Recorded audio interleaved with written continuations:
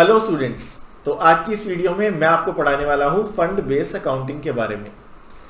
Fund based accounting को पढ़ने से पहले सबसे पहले हमें यह समझना चाहिए कि फंड्स का आखिर मतलब क्या होता है। हम भी अपने घर में फंड क्रिएट करते हैं, जैसे बच्चों की मैरिज के लिए मैरिज फंड, हम कोई फॉरेन ट्रेवल प्लान करना चाहते हैं तो उसके लिए ट्रेवल फंड, या फिर हम कोई ड्रीम कार खरीदना चाहते हैं तो उसके लिए हम बनाते हैं कार फंड। अब इन फंड्स को हम इसलिए बनाते हैं ताकि हम अपने गोल्स को अचीव कर सकें। कार फंड का इस्तेमाल हम किस लिए करेंगे? कार खरीदने के लिए। ट्रेवल फंड का इस्तेमाल हम किस लिए करेंगे? फॉरेन ट्रेवल के लिए। तो इसीलिए ये सेपरेट फंड बनाए जाते हैं। ये फंड्स दो तरीके के होते हैं, एक होते हैं स्पेसिफिक फंड्स और एक होते हैं जर्नल फंड। स्पेसिफिक फंड वो होते हैं जिनका इस्तेमाल स्पेसिफिक पर्पस के लिए किया जाएगा, और जर्नल फंड वो फंड होते हैं जिनका इस्तेमाल आप कहीं भी कर सकते हैं, किसी भी पर्पस के लिए। तो आइए फंड का मीनिंग समझते हैं। फंड का मतलब क्या होता है? एनपीओ के लिए फंड मींस अमाउंट रिसीव्ड और set aside by NPO to be used for specific purpose, जिसका इस्तेमाल स्पेसिफिक पर्पस के लिए होता है। जैसे बिल्डिंग फंड, नाम से ही पता चल रहा है बिल्डिंग की कंस्ट्रक्शन के लिए फंड बनाया जा रहा है। लाइब्रेरी फंड, नाम से पता लग रहा है लाइब्रेरी के लिए बनाया जा रहा है। पवेलियन फंड, पवेलियन के लिए बनाया जा रहा है। टूर्नामेंट फंड, टूर्नामेंट ऑर्गेनाइज करने के लिए बनाया जा रहा है। तो इन फंड का इस्तेमाल उन्हीं पर्पस के लिए किया जाता है। अब इनसे रिलेटेड जो भी इनकम होगी इसी फंड में क्या हो जाएगी? ऐड हो जाएगी, और इससे रिलेटेड कोई भी खर्चे होंगे इस फंड में से क्या हो जाएंगे? माइनस हो जाएंगे। आप एक समझिए कि हम एक सेपरेट अकाउंट बना रहे हैं, फंड अकाउंट बना रहे हैं। अब क्या किया जाता है इसके बारे में आइए थोड़ा और पढ़ते हैं। इन फंड का इस्तेमाल होता है यूज्ड फॉर स्पेसिफिक पर्पस। अगर स्पेसिफिक फंड है तो इस्तेमाल होगा उसी स्पेसिफिक पर्पस के लिए जिसके लिए ये बनाया गया है।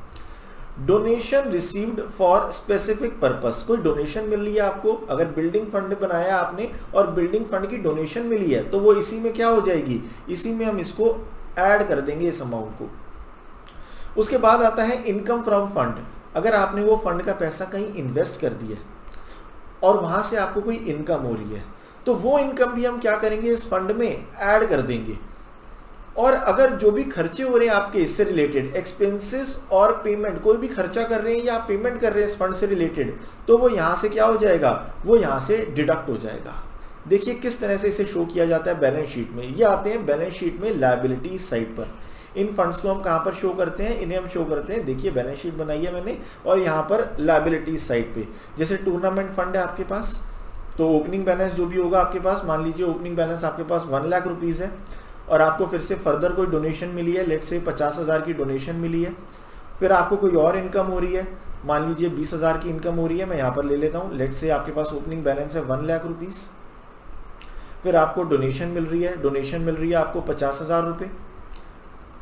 फिर आपको इनकम मिल रही है, लेट से 20,000 रुपये, आपने पैसा कहीं इन्वेस्ट करा है, वहाँ से आपको इनकम हो रही है। और फिर आपने खर्चे कर दिए, लेट से आपने 70,000 के खर्चे कर दिए टूर्नामेंट से रिलेटेड। तो बताइए आपके पास कितना बैलेंस बचा? ये बैलेंस बचा हमारे पास सर 1 लाख रुपीज़। इसे हम कहाँ शो करेंगे? इसे हम शो करेंगे बैलेंस शीट में लायबिलिटी साइड पर। इसे हम शो करेंगे बैलेंस शीट में लायबिलिटी साइड पर।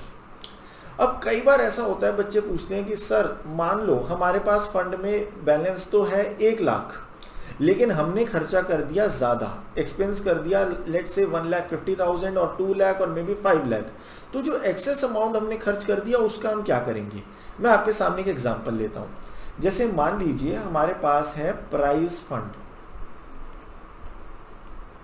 प्राइज फंड है हमारे पास लेट से 1 लाख रुपीज, और हमने prize distribute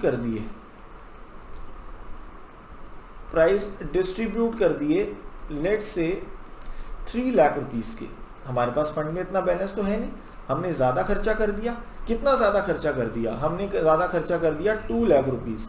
this will be called as excess amount. अब ये एक्सेस अमाउंट सोचिए कहाँ जाएगा? फंड में तो बैलेंस है नहीं, तो फंड से ज्यादा खर्चा कर दिया। तो अब ये जो एक्सेस अमाउंट है इसे हम डेबिट करेंगे इनकम एंड एक्सपेंडिचर अकाउंट में। ये जो एक्सेस अमाउंट है ये कहाँ पर चला जाएगा? ये चला जाएगा इनकम एंड एक्सपेंडिचर अकाउंट में। आई होप ये वाला पॉइंट आपको अच्छे से क्लियर हो गया होगा, और आप इसमें कोई भी गलती नहीं करेंगे क्योंकि इसमें जनरली 1 मार्क क्वेश्चन बनता ही बनता है। आइए, excess amount shall be debited to income and expenditure account. देखिए मैंने फिर से एग्जांपल लिया, प्राइस फंड है 1 लाख, डोनेशन आपको मिली है 50,000 और आपने खर्चा कितना कर दिया? 5 लाख रुपए।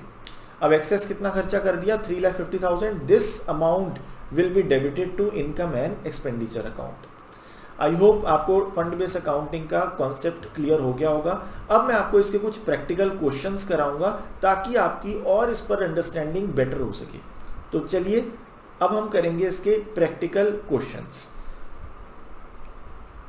तो आइए हम क्वेश्चन देखते हैं। क्वेश्चन आपको स्क्रीन पर दिख रहा है। How are the following items shown in financial statement of NPO. NPO की फाइनेंशियल स्टेटमेंट में हम इसे कैसे शो करेंगे, आपको अलग अलग 5 केसेस दिए हुए हैं। तो हमें सारे अलग अलग इंडिपेंडेंट केसेस हैं, आइए करते हैं इनको। सबसे पहले आपको दिया टूर्नामेंट फंड, फिर दिया टूर्नामेंट एक्सपेंसेस, फिर दिया टूर्नामेंट रिसीट फ्रॉम टूर्नामेंट। ठीक है, तो अब आपके पास स्पेसिफिक फंड है। बताइए इसके लिए क्या करेंगे हम। इसके लिए अब हम बनाएंगे बैलेंस शीट। हम इसके लिए प्रिपेयर करेंगे बैलेंस शीट। ये हमारा केस नंबर 1 है। ठीक है, तो ये देखिए मैं बैलेंस शीट बना रहा हूं। बैलेंस शीट में कहां पर आएगा, ये आएगा लायबिलिटीज साइड पर। तो ये मेरी बैलेंस शीट तैयार हो गई। ये liabilities side, rupees, assets, rupees. सबसे पहले बताइए आपको क्या दिया है। आपको दिया टूर्नामेंट फंड 2 लाख रुपए। तो आप इसे कहां लिखेंगे, टूर्नामेंट फंड, मैं शॉर्ट में लिख रहा हूं 2 लाख रुपीज। फिर उसके बाद आपको क्या दिया, टूर्नामेंट के खर्चे 60,000 रुपए। तो आपको बताया था मैंने, इसी में से इसको क्या कर दिया जाएगा, डिडक्ट कर दिया जाएगा। टूर्नामेंट एक्सपेंसेस हैं ये, कितने रुपए, 60,000 रुपए, इसे हम डिडक्ट कर देंगे। फिर उसके बाद क्या है नेक्स्ट आपके पास, रिसीट फ्रॉम टूर्नामेंट। आपको और पैसे मिले हैं टूर्नामेंट ऑर्गेनाइज कराने के, तो वो आप इसमें क्या कर देंगे, इसी में ऐड कर देंगे। रिसीट कितने रुपए है, रिसीट आपके पास 80,000, तो 80,000 ऐड हो जाएगा। तो ये हमारे पास कितना बैलेंस बचा, 2,20,000, 2,20,000। तो ये था हमारा फर्स्ट पार्ट। आई होप आपको ये फर्स्ट पार्ट क्लियर हो गया होगा। आइए अब हम देखते हैं सेकंड पार्ट। सेकंड पार्ट में क्या है, हमारे पास ब्रिलियंट मैच एक्सपेंसेस दिए गए हैं आपको 25,000 के। अब हमारे पास इससे रिलेटेड कोई फंड ही नहीं है। तो अगर फंड ही नहीं है तो हम इस ब्रिलियंट मैच एक्सपेंसेस को कहाँ पर शो करेंगे, हम शो करेंगे इनकम एंड एक्सपेंडिचर अकाउंट में। हम बनाएंगे इनकम एंड एक्सपेंडिचर अकाउंट, क्योंकि हमारे पास कोई फंड नहीं है। तो हम ये सारा का सारा पैसा कहाँ पर डेबिट करेंगे, हम करेंगे इनकम एंड एक्सपेंडिचर अकाउंट में। तो ये देखिए मैंने बना दिया इनकम एंड एक्सपेंडिचर अकाउंट। हम यहाँ पर इसे डेबिट साइड पर शो करेंगे टू ब्रिलियंट मैच एक्सपेंसेस। कितने के खर्चे हैं हमारे पास, ये खर्चे हैं सर हमारे पास 25,000 रुपये, 25,000 ये आ जाएगा यहाँ डेबिट साइड पर। आई होप ये पॉइंट भी आपको क्लियर है। थर्ड पे आते हैं, थर्ड नंबर। थर्ड है हमारे पास receipt from cinema show ticket 50,000 और एक्सपेंसेस ऑन सिनेमा शो। अब आपके पास ये फंड नहीं है, आपने कोई सिनेमा शो ऑर्गेनाइज कराया, उसके टिकट सेल करके 50,000 रुपये आ रहे हैं और उसके खर्चे करके 15,000 रुपये आपके पास एक्सपेंस हो रहे हैं। तो नेट में आपके पास कितने पैसे बच रहे हैं, रिसीट हो रही है 50 की, एक्सपेंसेस हो रहे हैं 15 के। तो नेट आपके पास 35,000 बच रहे हैं, जिसे आप इनकम एंड एक्सपेंडिचर अकाउंट में दिखाएंगे, क्योंकि यहाँ पर कोई स्पेसिफिक फंड नहीं है, फंड का नाम ही नहीं है यहाँ पर कोई। तो आइए थर्ड नंबर पॉइंट करते हैं। तो इसमें थर्ड नंबर में हम क्या बनाएंगे, हम बनाएंगे इनकम एंड एक्सपेंडिचर अकाउंट और नेट अमाउंट आप शो कर देंगे। बताइए इनकम ज्यादा थी या एक्सपेंसेस ज्यादा थे, आई थिंक इनकम ज्यादा थी। देख लेते हैं एक बार। हमारे पास इनकम थी, रिसीट थी 50,000 और खर्चे हैं 15,000। तो हमारे पास नेट रिसीट्स, आप नेट प्रोसीड भी लिख सकते हैं, नेट रिसीट फ्रॉम कहां से, सिनेमा शो टिकट 50,000 माइनस 15,000। तो आपके पास बैलेंस कितना बच रहा है, आपके पास बैलेंस बच रहा है 35,000। आई होप थर्ड पार्ट भी आपको क्लियर हो गया होगा। आइए आगे चलते हैं। नेक्स्ट पार्ट हमारा है फोर्थ पार्ट। अब इसमें हमें दिया गया प्राइस फंड 1 लाख रुपए, इंटरेस्ट मिला है आपको 10,000 रुपए, प्राइस अवार्ड करें आपने 20,000 के, प्राइस फंड इन्वेस्टमेंट है 80,000 रुपए। तो आइए देखते हैं फोर्थ पार्ट। फोर्थ पार्ट है हमारा, इसमें हम बनाएंगे बैलेंस शीट। बैलेंस शीट क्यों बना रहे हैं बताओ, बैलेंस शीट इसलिए बना रहे हैं क्योंकि हमें फंड दिया गया है सर, इसलिए बैलेंस शीट बन रही है। कौन सा फंड है? प्राइज फंड, बच्चों को प्राइज बांटने के लिए। तो ये लीजिए मैंने बैलेंस शीट बना दी और ये मैंने लिखा प्राइज फंड। कितना बैलेंस था हमारे पास, आइए देख लेते हैं। प्राइज फंड था हमारे पास 1 लाख रुपए, तो हम यहाँ लिखेंगे 1 लाख रुपीस। फिर उसके बाद क्या है हमारे पास, इंटरेस्ट मिल रहा है हमें 10,000 रुपये, वो हम इसमें क्या करेंगे, इसमें ऐड कर देंगे। तो इंटरेस्ट मिल रहा है,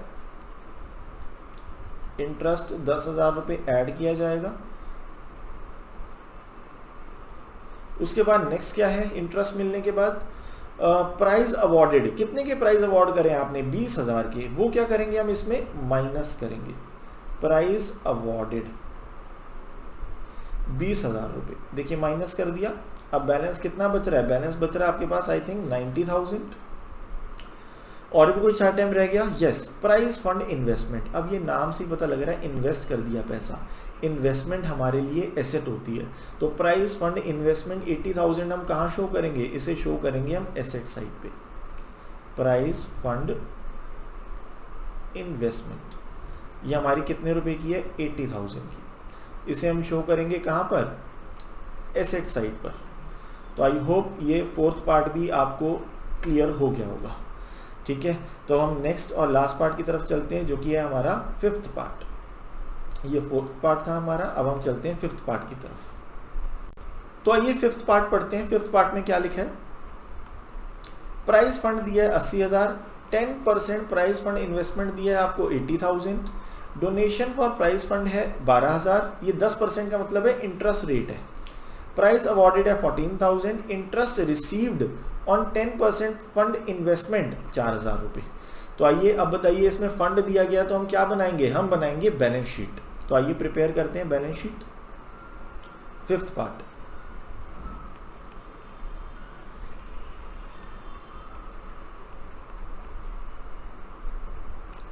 तो मैं फटाफट बना लेता हूं बैलेंस शीट।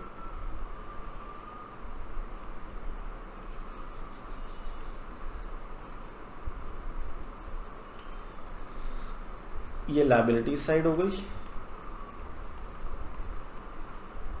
Assets rupees. चलिए सबसे पहले आपको दिया था प्राइज फंड 80,000, तो मैं यहां से लिख लेता हूं, शॉर्ट में लिख लेता हूं प्राइज फंड मतलब पीएफ 80,000। उसके बाद आपको क्या दिया है, prize fund investment 10% prize fund investment. Investment मैंने आपको बताया क्या होती है, एसेट होती है। तो हम यहाँ लिखेंगे एसेट साइड पे 10% प्राइज फंड इन्वेस्टमेंट। कितने की इन्वेस्टमेंट है सर, ये इन्वेस्टमेंट दे रखी है आपको 80,000 की, तो हम इसे शो करेंगे यहाँ 80,000। उसके बाद नेक्स्ट क्या है, नेक्स्ट है हमारे पास डोनेशन फॉर प्राइज फंड। कितने रुपए दिया है डोनेशन फॉर प्राइज फंड, ये हमें दिया 12,000, तो हम इसे ऐड करेंगे।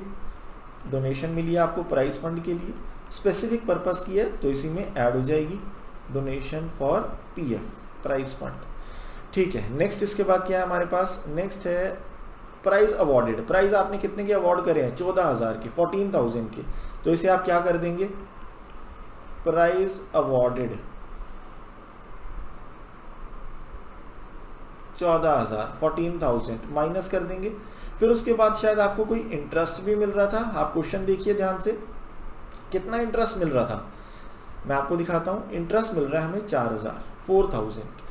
लेकिन एक बात बताइए, हमने इन्वेस्टमेंट कितने की करी है, इन्वेस्टमेंट करी है 80,000 की। 80,000 पे अगर आप कैलकुलेट करेंगे 10% तो कितना इंटरेस्ट आएगा, ये आना चाहिए 8,000, लेकिन आपको मिल कितना रहा है, आपको मिल रहा है 4,000। बाकी आपको मिला नहीं, बट आपने अर्न कर लिया, इसे हम कहते हैं अक्रूड इंटरेस्ट। तो पहले एक बार जो इंटरेस्ट मिला है उसे ले लेते हैं। इंटरेस्ट आपको कितना मिला है, आपको मिला है 4,000।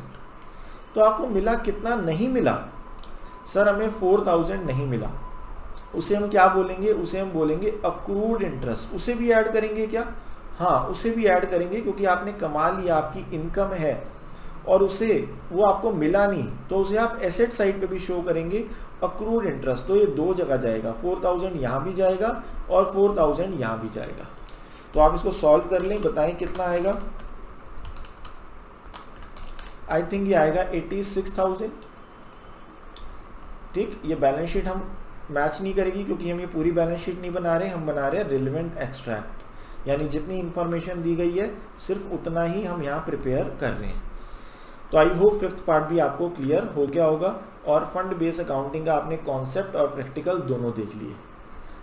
अगर आपको ये वीडियो पसंद आई है तो प्लीज़ इस वीडियो को लाइक करिए और अपने फ्रेंड्स के साथ शेयर करिए। Thank you very much, happy learning, stay safe, bye bye.